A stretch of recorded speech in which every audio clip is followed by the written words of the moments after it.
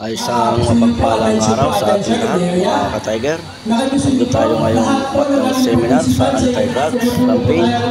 So mga ka-Tiger, samahan niyo ako at makinig sa gaganaping aming anti-drugs campaign. At nandito ang iba't ibang opisyal, matataas na opisyal sa lalawigan ng Laguna ng galing sa PNP. At may mga ituturo sa atin sila mga simple basic lang yan sa mga tayo magpapagod naman pagdating sa anti-drugs campaign.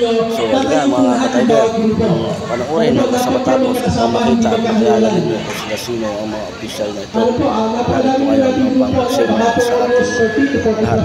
Iba-ibang grupo ang nalitong inyong masasaksiyan. So ayan mga ka-Tiger, magsisimula na anumang oras simula na. Ingat, samahan ninyo ako. Kasi talagang kailangan ng ating seminar na ito. Ano po? Pero sila po is member din po ng ating federation, ng community anti-crime group. Kaya po talaga yung nakaisip itong ating seminar na ito. At ito po ay magsusundan pa. Ano po? At ito pong ating grupo nito, binabalak po namin mas palakihin.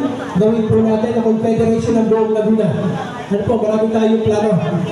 Ano po, kaya ayan po ang ating pong provincial information officer, si Kuya Chris Sanji, nag-offer po ng office yan, doon po sa kung saan parte dito sa Laguna. Kaya pwede po kami umikot, doon po tayo mag-meeting, marami po tayong office na pwede pag-meetingan. At ino-offer po yun sa atin ang aming butihing provincial information officer.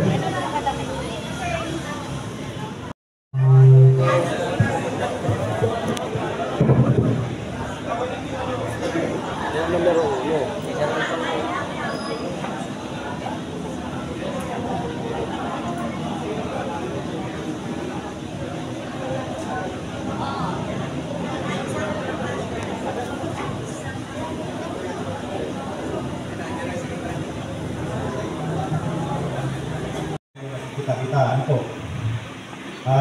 May PESCO, na napaksipag din, lagi kayo organize. Dito po sa San Pablo, nung ako'y naupo dito, ako'y natutuwa. Kasi ang dami yung mga course ng tutalyo.